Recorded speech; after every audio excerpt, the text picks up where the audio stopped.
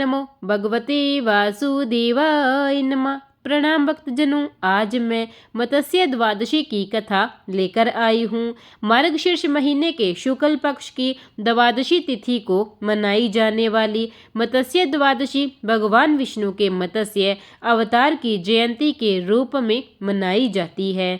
इस दिन भगवान विष्णु ने मत्स्य यानी मछली का रूप लेकर राक्षस हयग्रीवा का वध किया था और वेदों की रक्षा की थी। मत्स्य अवतार भगवान विष्णु के प्रमुख दशावतारों में से प्रथम अवतार है, जो भगवान विष्णु की शक्ति और उनकी रक्षा करने की क्षमता को दर्शाता है। इस दिन विधि विधान से भगवान विष्णु के मत्स्य रूप की पूजा करने से सुख शांति की प्राप्ति होती है और भगवान विष्णु जी भक्तों के संकटों को दूर करते हैं तथा भक्तों के सब कार्य सिद्ध करते हैं। आइए मत्स्य द्वादशी की कथा को विस्तार से जानते हैं। एक बार एक सत्यव्रत नाम के प्रतापी राजा नदी में स्नान करने गए। जब सूर्य देव को जल अर्पित कर रहे थे तो उनकी अंजलि में एक छोटी सी मछली आ गई।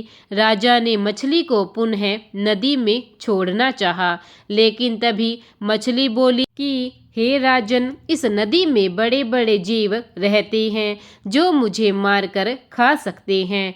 कृपा मेरे प्राणों की रक्षा करें।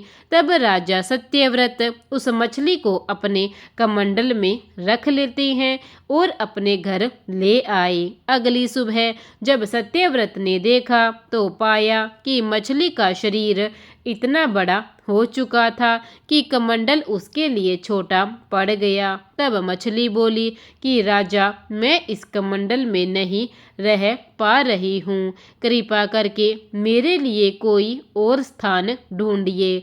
तब सत्यव्रत ने मछली को कमंडल से निकाल कर पानी के बड़े मटके में रख दिया। जब राजा ने अगली सुबह देखा तो मटका भी मछली के लिए छोटा पड़ गया। ऐसा करते करते एक समय के बाद मछली का आकार इतना बड़ा हो गया कि उसे बड़े तालाब में डालना पड़ा।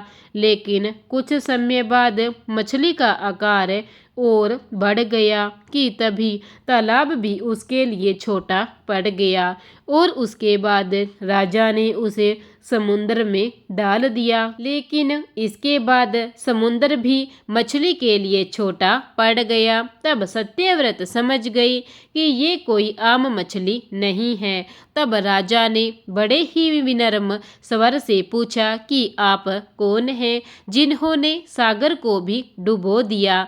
तब भगवान विष्णु ने उत्तर दिया कि मैं हयग्रीव नामक दैत्य के वध के लिए आया हूँ, जिसने छल से ब्रह्मा जी से वेदों को चुरा लिया है, जिस कारण ज्ञान लुप्त होने से समस्त लोक में अज्ञानता का अंधकार फैल गया है। भगवान विष्णु ने आगे कहा कि आज से 7 दिन के बाद पृथ्वी पर प्रलय आएगी और संपूर्ण पृथ्वी जलमग्न हो जाएगी। तब आपके पास एक नाव आएगी और तब आपको अनाज, औषधि, बीज एवं सप्तऋषियों को साथ में लेकर उस नाव में सवार होना है।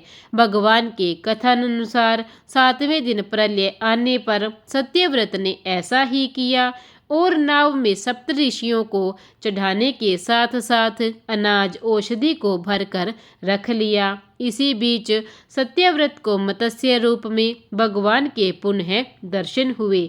इसके बाद भगवान ने हयग्रीव राक्षस का वध किया और सभी वेद वापस लेकर ब्रह्मा जी को सौंप दिए।